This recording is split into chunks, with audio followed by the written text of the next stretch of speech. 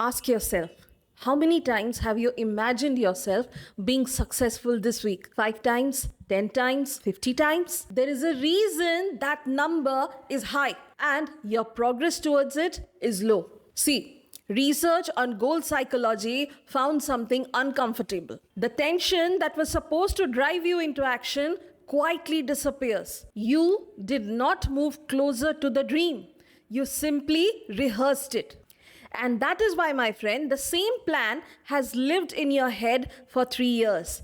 Not because you lack ambition, because the ambition itself has become the reward. Think about it. Each replay gets logged as progress. So the mind stops asking for anything real. The vision was never the issue. It was simply given no place to land. Now let me show you something. Take 2 mirrors. Any mirrors from your house will do. Place them facing each other. Look closely. What do you see? An image. Repeating. Going deeper and deeper and deeper. It looks endless. It looks almost infinite. But if you notice it carefully, it is going nowhere. And this, my friend, is exactly what your mind has been doing with your dream. Reflecting it. Replaying it, admiring it from every possible angle. It feels like depth, it feels like movement, but it is only an image bouncing between 2 surfaces, never once touching the world outside. For instance, it could be the business plan you've perfected in your notes app, but never shown to a single person.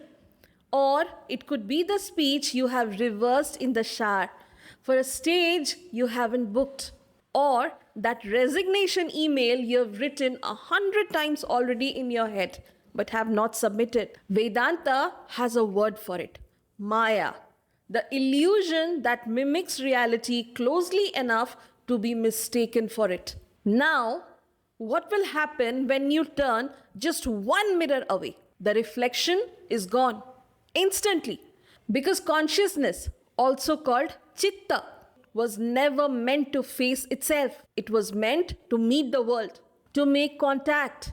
And only in that contact does anything real begin to exist.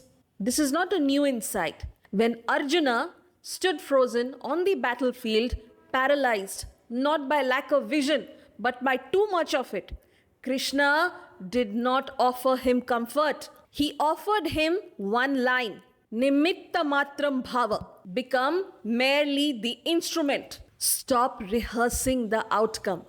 Become the action itself. Centuries later, psychologists studying goal setting arrived at the very same conclusion without knowing they had. They found that people who paired their vision with one honest obstacle, one real point of contact, followed through far more than those who simply dreamed. The ancient seers and the modern researchers, it seems, are saying the exact same thing. So how do you turn your mirror outward starting today? It is simpler than you think.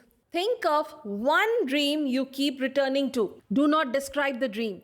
You already know it too well. Instead, say out loud just one sentence, the very first physical action it needs, that you can do for that dream in the next 5 minutes. It could be learning a new skill for your dream job, studying for that big exam coming soon, or simply focusing on the present work to make the future beautiful for your loved ones. That, my friend, is the mirror turning outward. Vedanta never asked you to stop dreaming.